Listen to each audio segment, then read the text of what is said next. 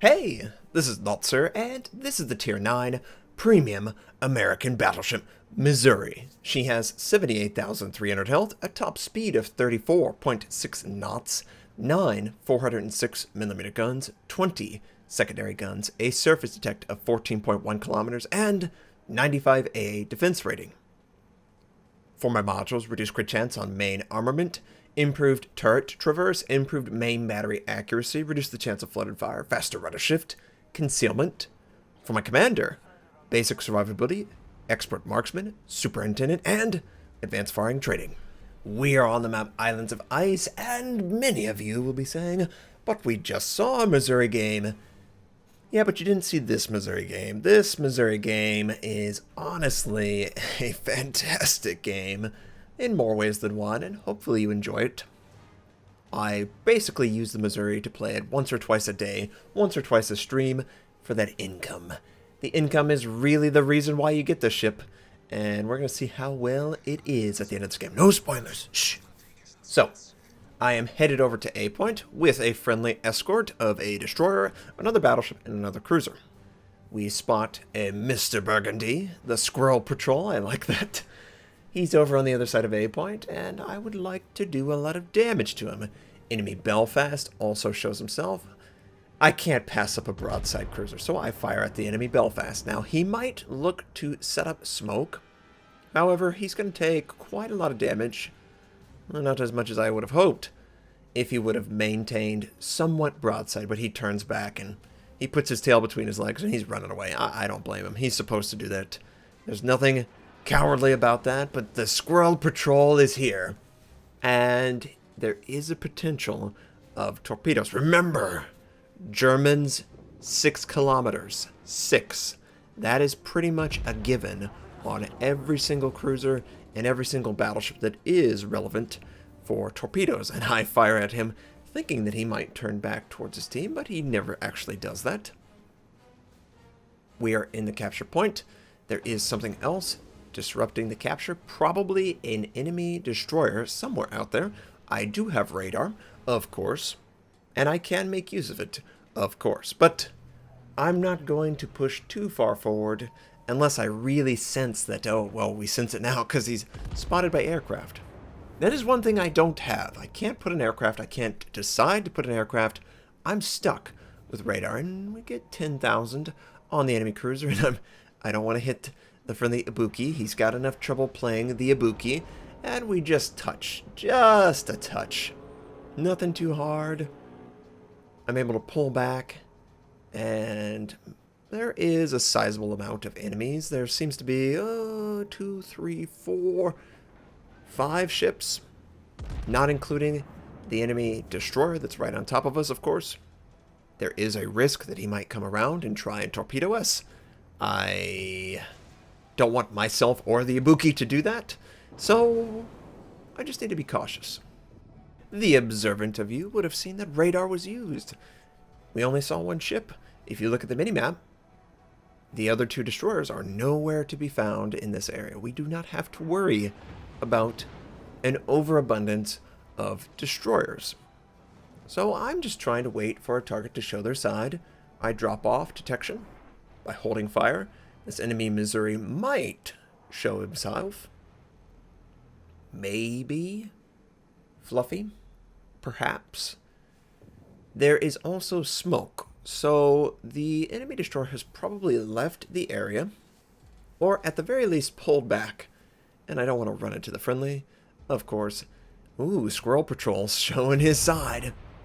Why would I pass that up? I fire at his ship. It looked like he might come towards me, so I depress the gun ever so slightly, hoping for the citadels. And we don't get citadels, but we do get a good amount of damage, and I'm trying to avoid these torpedoes, which the enemy Kagero sent. And can we do as well as we can with torpedo beats? I'm trying to avoid them. We only take 1 torpedo, which I'm very happy with. Enemy Iowa is trying to angle, and I would like to use this island to block the enemies as they're dealing with torpedoes. There's a lot on their plate. They could punish by firing at my broadside for half a second, but the torpedoes probably distracted them. They were probably angling for bow-on engagement. That's the perfect opportunity to displace. Move around. Take advantage of maybe the Belfast. Maybe work on the Tirpitz. Just try and not allow the enemy team to set up a good attack strategy against what you're trying to do. So the enemy Tirpitz is out in the open. He's sort of opening up into my shot. We've got all guns ready to go. Enemy Kagero is also there. The enemy Tirpitz fires on me, and I get 19,000. He gets 10,000. I did a little bit better than him, but I still took a significant amount of damage. I can't really afford to do that. And all told, he did 15,000. I did 20,000. Still not as well as I would have hoped, considering how much he's showing. But guns are ready to go. We're moving off. Make sure you don't run into that island right in front of you, Notser. It's very critical, and I am especially aware of that. 9,000, please angle, please avoid. There we go. That's a good trade. 9,000 trade, what, 4,000? Yeah, that much better, much better. Now I'm leaving the area partly because I want to try and force the enemy to do something else. Open up. Wear them down. We have friendlies. They are a little overextended if they don't have protection. The island is a great assistant, but also a curse, because now that you're there, you can't really afford to leave unless your team comes from the southern flank, supports effectively. We get 10,000 on the Tirpitz. I'm not leaving. I'm just trying to get an angle on these targets so they just can't sit bow on and move forward. The Iowa and the Missouri are terrible when they're broadside. They are so easy to penetrate when they're broadside. They might as well not be battleships when other battleships are firing at them. Enemy Belfast, very low. I decide to chain fire and spread it around just to kill him. He's probably going to die to someone else. And he does, of course. Enemy Iowa is showing a perfect broadside. I have the advantage of an island in between, so I'm going to be able to complete this turn pretty much before there's ever an issue where the Iowa could engage me. And he is not going to be so lucky. Now, his guns are not traversing directly on me. Actually, they are. They're actually traversing directly on me. He's slowing down. I fire with very little lead. And yes, of course, he fires at me. And how much are we going to do to him? Oh, I'd say that's pretty good. Pretty good damage. Oh, man. 3 citadels. He's broadside. He's trying to be bow on in 2 places. He can't do it. Someone is going to be able to punish. And that the Squirrel Patrol tried to come back. The friendly Bismarck was able to take him out with his secondaries. And what can he do? Either he shows a lot to me or he shows a lot to them. I appreciate that he wants me to get the kill. But there's nothing hard about this. And we annihilate him. Did 98% of his health. The enemy destroyer tries to set up a torpedo attack. However, the Ibuki is trying to get out of the way. Is he going to be successful? He is successful. Kagero is just not a good destroyer. It's a difficult destroyer to use. And he's right in front of me. So I'm going to engage another destroyer. 2 of them actually up here. And I'm just trying to make sure that I land it on the target. And yeah, that's right. Now, some people will go, why aren't you firing HE? You should fire HE. Sometimes a destroyer will show very little side, and sometimes that great big AP shell will get lodged in that ship and do full damage. Full damage AP is better than full damage HE. You're going to lose out on module damage, and of course he's sent. So I'm going to try and turn towards the torpedoes to get my butt out of the way. I am very fast, but I'm still going to take a couple torpedoes, and we just need to minimize it. We take 2. Significant amount of damage, no question. But conveniently, a friendly dropped smoke that I can take advantage of, so why not? I have radar as well, if we can have a chance to engage. Enemy outpitch, of course. Right as I get in the smoke, it's going away. And, ooh, 13,000. We take out one of his front guns. Man, that was a good amount of damage. And he's going to show his side. Friendly is able to take the kill. Good, good, good. Still a little unhealthy. Not exactly where I want to be. This is a very dangerous position. If the Tirpitz decides to fire on me, If the destroyers decide to fire on me, I'm probably going to die.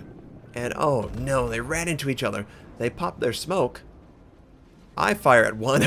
I kill him in the smoke. I also earn Confederate. And I am just trying to survive. I'm going to burn down. I should live if I don't take any more damage. So my goal at this point was just to try to keep the island in between myself and that Tirpitz. He's got to smell blood. I would smell blood. I would do something stupid. I would move forward and risk the ship just for the kill. And we tried. Oh, island just in the nick of time is in the way. Enemy Atago is showing a perfect broadside, and I am spamming the hell out of that heal. Get the heal up! We've only got probably one salvo in. Oh! We would have died if we would not have used the heal in that moment. All the destroyers are dead by A point. My guns are traversing to try and do damage to this enemy as he's retreating. We do have a huge advantage, and of course he sends torpedoes. You guys always do that. I lead him just a little bit too much. We do hit high caliber, but he is alive. He sent one set. Remember, they can send forward of their ship. There is always a risk that he might have used his forward set, and he could still use his back set. It's angled more towards the rear. I can't afford to take a torpedo. I'm dead. The friendly ships at A point seem to be chasing after the Tirpitz. That would lead me to believe he's low life. And now I could have checked that by holding right click, free looking, and looking. But I really want to pay attention to exactly where this cruiser could potentially be. We know there's an enemy at C point. The last known position would say or suggest it's a destroyer, possibly the cruiser. Either way, I'm detected by line of sight. So we know it's not this cruiser. He's on the other side of the island. It's something else. Something that has better concealment than me. Obviously, I'm not running a full concealment build just yet. Still working on Mr. Seagull. But we do take fire, and that does look like a cruiser. A great, big, evil cruiser that wants to kill us. The enemy Tirpitz is dead. Good. Enemy Atago is moving away. I'm going to just fire at him. Try and do as much damage as I possibly can. And not really friendly dispersion. Careful of the possible torpedoes.